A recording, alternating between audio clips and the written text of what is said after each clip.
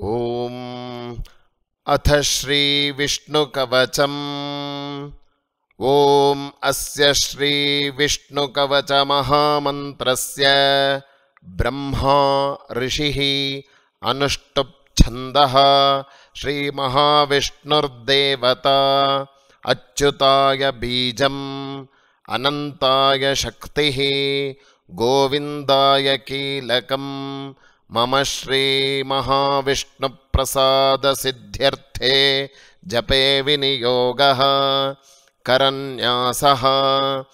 केशवाय अङ्गुष्ठाभ्यां नमः, नारायणाय तर्जनीभ्यां नमः, माधवाय मध्यमाभ्यां नमः, गोविन्दाय अनामिकाभ्यां नमः, विष्णवे कनिष्ठिकाभ्यां नमः, मधुसूदनाय करतलकरपृष्ठाभ्यां नमः। अङ्गन्यासः त्रिविक्रमाय हृदयाय नमः, वामनाय शिरसे स्वाहा, श्रीधराय शिखायै वषटे, हृषीकेशाय कवचाय हुं, पद्मनाभाय नेत्रत्रयाय वौषटे, दामोदराय अस्त्राय फटे, भूर्भुवः स्वरोमिति दिग्बन्धः।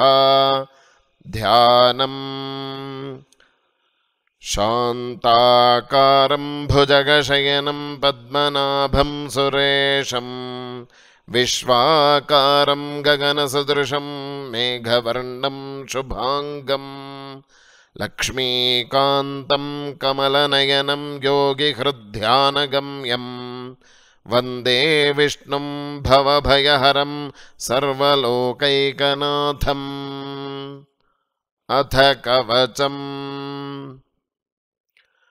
पूर्वतो मां हरिः पातु, पश्चाच्छक्री च दक्षिणे, कृष्णश्चोत्तरतः पातु, श्रीशो विष्णुश्च सर्वतः, ऊर्ध्वं मां नन्दकी पातु, अधस्तात् शार्ङ्गभृत् सदा, पादौ पातु सरोजाङ्घ्रिः, जङ्घे पातु जनार्दनः, जानुनी मे जगन्नाथ, ऊरो पातु त्रिविक्रमः, गुह्यं पातु हृषीकेशः, पृष्ठं पातु ममाव्ययः, पातु नाभिं ममानन्तः, कुक्षिं राक्षसमर्दनः, दामोदरो मे हृदयं, वक्षः पातु नृकेसरी, कक्षौ मे काళियारातिः, भुजौ भक्तार्तिभञ्जनः, कण्ठं कालाम्बुदश्यामः, स्कन्धौ मे कंसमर्दनः, नारायणो व्यान्नासां मे, कर्णौ केशिप्रभञ्जनः, कपोलौ पातु वैकुण्ठः, जिह्वां पातु दयानिधिः, आस्यं दशास्य हन्ताव्यात्, नेत्रे मे पद्मलोचनः, भ्रुवौ मे पातु भूमीशः, ललाटं मे सदाच्युतः, मुखं मे पातु गोविन्दः, शिरो गरुडवाहनः, मां शेषशायी सर्वेभ्यो व्याधिभ्यो भक्तवत्सलः, पिशाचाग्निजलेभ्यो मां पापेभ्यः पातु वामनः, सर्वेभ्यो दुरितेभ्यश्च पातु मां पुरुषोत्तमः। फलश्रुतिः।